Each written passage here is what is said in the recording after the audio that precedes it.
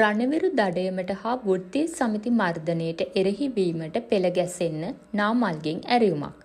රණවිරු දඩයමට හා වෘත්තීය සමිති මර්ධනයට එරෙහි වීමට පෙළ ගැස්සෙන ලෙස සියලුම රණවිරුන්ට වෘත්තීය සමිතිවලට රාජ්‍ය සේවකයන්ට හා ජාතික බලවේගවලට ශ්‍රී ලංකා පොදු ජන පෙරමුණේ ජාතික සංවිධායක පාර්ලිමේන්තු මන්ත්‍රී නාමල් රාජපක්ෂ ඉල්ලීමක් කරනවා.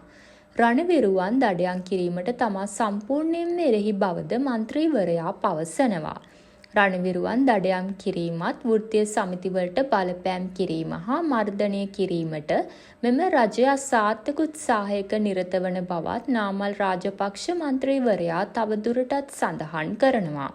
විශේෂයෙන්ම වර්තමානයේහි ආණ්ඩුව සිදු කරන්නේ සංවර්ධනය නොව මර්ධනය බවද හෙතෙම සඳහන් කළා. ආණ්ඩුව සිදු කරන මෙම මර්ධනයන්ට මුහුණ දීමට තමන් හොඳ සූදානමකින් පසුවන බවත් නාමල් රාජපක්ෂ වැඩි දුරටත් කියා සිටිනවා. ඔහු මේ බව ප්‍රකාශ කළේ නෙළුම් මාවතේ පිහිටි ශ්‍රී ලංකා පොදු ජන පෙරමුණේ ප්‍රධාන කාර්යාලයේදී වෘත්තීය සමිති මුණ ගැසෙනු අවස්ථාවකදී. තවත් මෙවැනි උණුසුම් පුවත් දැන ගැනීම සඳහා අප චැනලය සමග රැඳී සිටින්න.